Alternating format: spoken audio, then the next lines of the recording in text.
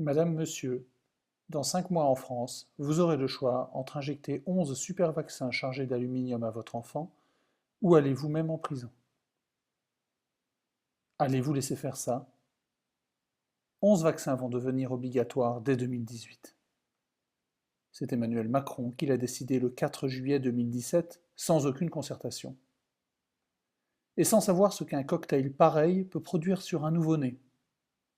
Macron a donné des ordres pour que la loi soit votée au plus tard le 24 juillet, la veille des vacances parlementaires. Nous avons donc 15 jours pour lui barrer la route. Après, il sera trop tard. Nous devons donc agir aujourd'hui. Ce n'est pas un hasard si Macron s'empresse de faire passer cette mesure. Je vais tout de suite vous expliquer pourquoi.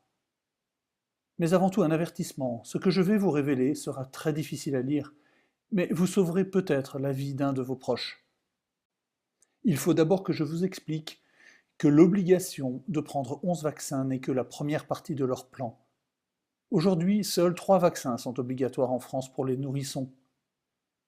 Ça fait déjà 9 doses injectées la première année de la vie du bébé. Rien qu'avec ça, il faut voir comme une mère tremble en voyant le médecin piquer son nouveau-né. Elle sent bien qu'il peut se passer quelque chose de grave. Mais avec 11 vaccins, ce sont 25 à 40 doses qui doivent être encaissées par leur système immunitaire immature. Avant l'âge de 18 mois, le système immunitaire du bébé n'est pas achevé. C'est un cadeau de plusieurs centaines de millions d'euros par an pour les labos, selon la ministre de la Santé elle-même. Personne à ce jour n'a étudié les risques d'injecter autant de vaccins en aussi peu de temps. Aucun scientifique ne sait ce que peuvent donner à court et moyen terme tant de vaccins, en termes d'allergies, de maladies auto-immunes, sclérose en plaques ou autres. Le docteur Jean-François Saluzzo, directeur de production des vaccins viraux chez Sanofi, avoue lui-même: on ne sait pas comment marchent les vaccins. Rendre obligatoire 11 vaccins est un non-sens, car les réactions à un vaccin sont individuelles, selon l'état physiologique et l'hérédité de celui qui le reçoit. Les effets secondaires dommageables sont donc totalement imprévisibles. Pourquoi Macron agit-il si vite? Qu'est-ce qui le conduit à donner les Français comme cobayes à Big Pharma? Quelle est sa motivation secrète pour piétiner le Code civil, qui place au-dessus de tout le consentement libre et éclairé du malade? Cher auditeur, cette affaire révèle au grand jour l'enjeu véritable de l'élection de 2017. En réalité, derrière cette folie vaccinatoire se cache la collusion entre Macron, des grands patrons et des hauts fonctionnaires sans scrupules. Depuis des années, le secret était parfaitement gardé, jusqu'à aujourd'hui. Soyons clairs, les personnes impliquées ne s'attendaient pas à ce que les détails de leur plan soient dévoilés. Tout ceci est le premier coup de poignard de Macron. Depuis son élection, il règne en petit dictateur. Le gouvernement est à sa botte, le Parlement est muselé, il a la police et les tribunaux pour faire exécuter ses décisions, les Français ne l'intéressent plus. Pour des millions de Français qui ont espéré avec son élection, c'est la douche froide. Aucun débat, aucun dialogue entre le peuple et ses élus. Juste de la violence et du rapport de force. On s'attendait à ce qu'il passe en force pour démolir le Code du travail, mais il fait pire, il s'en prend d'abord aux nourrissons. Il nous a fait miroiter une République apaisée. Il n'aura fallu que quelques semaines pour que les élites reprennent les armes contre le peuple. Mais dans leur précipitation, ils ont dévoilé leurs véritables intentions. Et cette maladresse a révélé que celui qui s'est installé à l'Élysée le 14 mai 2017 n'est pas le vainqueur d'une élection libre et régulière, mais le pantin d'un groupe de financiers et d'industriels.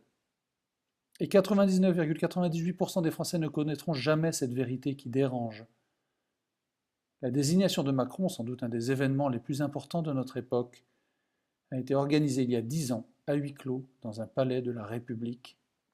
Comment le sais-je? Je vais tout vous dire, mais laissez-moi d'abord me présenter. Je m'appelle Bertrand Goteval. Je travaille pour une organisation dont le but est de surveiller les lobbies politiques, financiers et industriels qui font précisément ce genre de choses. Je ne peux pas vous révéler mes sources, mais sachez simplement qu'un réseau d'initiés me donne accès exclusif à ce genre d'informations. Depuis 1990, nous avons découvert quantité de scandales, mais jamais quelque chose d'aussi énorme. Nous risquons beaucoup en publiant cet appel aujourd'hui. Mais c'est mon devoir de lanceur d'alerte pour défendre notre démocratie sanitaire et notre modèle social. Ça fait des années que nous sommes à leur trousse, en collectant tout ce qu'ils disent, en vérifiant les faits. en croisant les sources et en accumulant une montagne de preuves.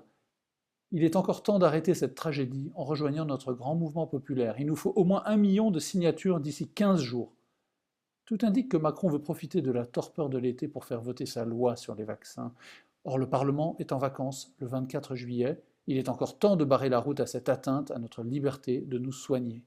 Signez et partagez le plus largement cette pétition contre les 11 vaccins obligatoires en transférant ce message, en le partageant sur Facebook ou sur tout autre réseau social, par tout moyen à votre disposition. Moi-même, je n'ai pas voulu croire qu'une chose pareille puisse arriver en France en 2017. En fait, pendant mon enquête, j'ai découvert les preuves qu'une organisation tire les ficelles. Autour de Macron, on trouve les principaux oligarques français, tous propriétaires de grands médias. Xavier Niel et Pierre Berger, Le Monde, Dassault, Le Figaro, Arnaud, Le Parisien, Les Échos, Lagardère, Paris Match, Le Journal du Dimanche, Mathieu Pigasse Les Inrecuptibles, Huffington Post, mais aussi Denis Oliven d'Europe 1, le milliardaire Drahi, Libération, BFM, L'Express, Martin Bouygues de TF1, Vincent Bolloré, Canal+, et bien d'autres. Ces autres soutiens préfèrent l'ombre à la lumière, mais ils sont encore plus puissants. C'est le moment de vous expliquer comment la République est passée aux mains des laboratoires pharmaceutiques. Remontons rapidement en arrière.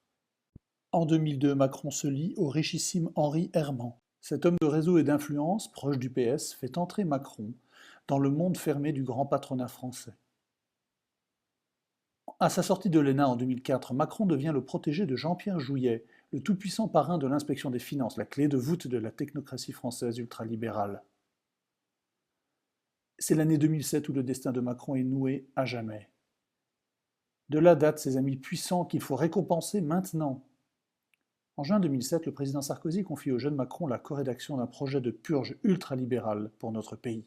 Aidé de Jacques Attali, Macron met immédiatement dans le coup 42 grands patrons, industriels, financiers et énarques.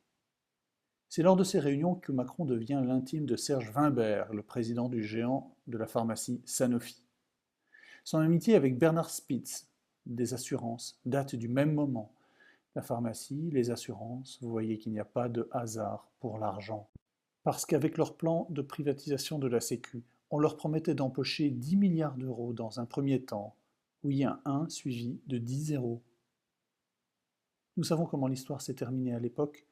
Ces plans ont été tués dans l'œuf début 2008, et les amis de Macron n'empochèrent pas leurs gains, mais ce n'était que partie remise. Cet échec n'a pas découragé Macron. Au contraire, son goût pour le pouvoir et l'argent est devenu insatiable.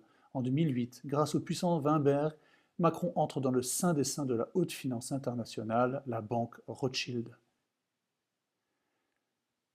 Chez son nouvel employeur, Macron prend soin des intérêts du groupe pharmaceutique américain Pfizer, au détriment de notre champion français Danone. Je saute d'autres épisodes effarants quand il était au ministère de l'économie. À chaque étape de sa campagne présidentielle, j'ai reconnu la main de tels magnats de la presse, de tels financiers, ou de tels marionnettistes du pouvoir. Ils ont tous fait la carrière de Macron, avec son approbation, pleine et entière. Et tout au long de ces 10 dernières années, ces hommes étaient présents à chaque étape de son ascension vers le pouvoir, pour bouger les pions sur l'échiquier du pouvoir, pour écarter les gêneurs sur son chemin, Mélenchon, Le Pen, Hamon, Fillon, sachant qu'en 2017, une fois le prince héritier à l'Élysée, il leur renverrait l'ascenseur. Exactement. En échange de l'Élysée sur un plateau d'argent, il leur confierait les clés du système de santé français, avec d'immenses profits à la clé. Le jackpot pour les labos. Et pourquoi se priveraient-ils? Les caisses de l'État sont ouvertes pour eux. La combine a parfaitement marché, c'est l'heure d'empocher les bénéfices. Avec la vente forcée des nouveaux vaccins, on entend déjà les bouchons de champagne sauter dans les bureaux des labos. Mon expérience m'a montré que les amis d'Emmanuel Macron sont rusés et dangereux. Ce sont des hommes de l'ombre, hauts fonctionnaires, banquiers, industriels, grands patrons, on trouve même des responsables syndicaux. Ils ont placé des personnes de confiance au poste clé. Le président du comité de vaccination, le professeur Fischer, très lié au laboratoire Sanofi, dont il a reçu en 2013 le prix Sanofi Pasteur, la ministre de la Santé Agnès Buzyn, qui a déclaré dans Le Parisien que les industriels allaient gagner de l'argent avec cette mesure. Elle parle de 110 à 120 millions d'euros par an, La réalité est plus proche de 300 millions d'euros par an. Elle était au conseil d'administration de deux laboratoires très impliqués dans les vaccins, Novartis, Bristol Myers Squibb, et à ce titre grassement payée de 2009 à 2011. Le propre directeur de cabinet du ministre de la Santé, Gilles de Margerie, était jusque-là un des patrons du groupe privé de protection sociale Humanis, ce qui n'a rien pour rassurer sur l'avenir de la Sécu. Certains ont été démasqués et ont dû quitter la scène, comme le cardiologue Jean-Jacques Mourad, un des initiateurs du programme santé d'Emmanuel Macron, qui avait bénéficié de nombreuses prestations du laboratoire Servier. Partout où on se tourne, on trouve la main de Big Pharma chez Macron. Leur habileté est diabolique, ils passent en force, ils infiltrent la République, ils utilisent tous les moyens de l'État pour parvenir à leurs fins. Et c'est eux qui accusent leurs contradicteurs d'être des extrémistes, des fanatiques, des excités. Ne vous laissez pas faire, signez et faites signer d'urgence la grande pétition. Car les vrais fous furieux sont au gouvernement. L'autoritarisme d'Emmanuel Macron devient inquiétant pour la liberté dans notre pays. Même les médecins changent d'avis. Là, ça fait trop de vaccins, entend-on dans les réunions locales. Le conseil scientifique du CNGE a fait connaître son point de vue. Il n'y a aucun élément scientifique pour attester que cette mesure aboutisse à une meilleure protection, notamment pour les enfants. Il est à craindre que son caractère autoritaire renforce la défiance et la suspicion d'une partie de la population. On ne saurait mieux dire. Où sont donc les forcenés ? Ils sont dans les palais de la République, à comploter pour vacciner tous les nourrissons contre l'hépatite B, quitte à provoquer la sclérose en plaques.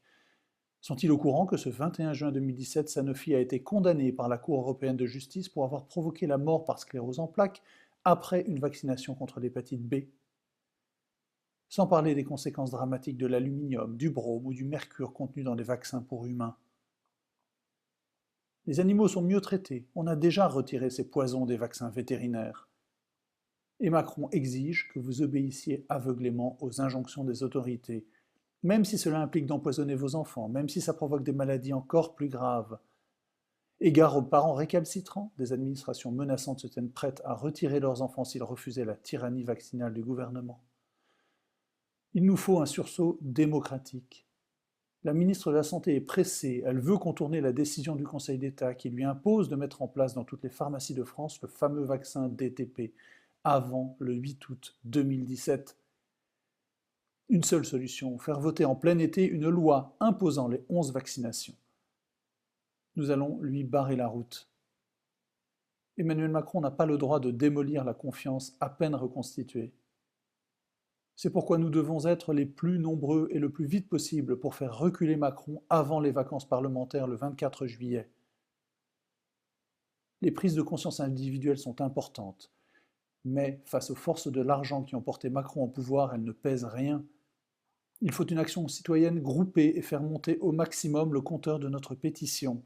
N'ayez aucun doute, aucun gouvernement ne résiste à la pression populaire. La tentation de passer en force fléchira face à notre mobilisation. Je ne demande rien d'autre de votre part que d'ajouter votre nom à la liste des opposants à l'injection forcée des 11 vaccins.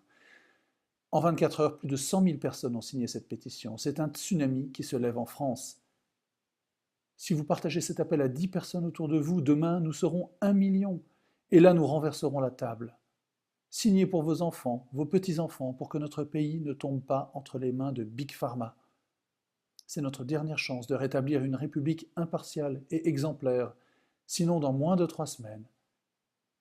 Une bête rougeole vaudra à des jeunes parents français 2 ans de prison.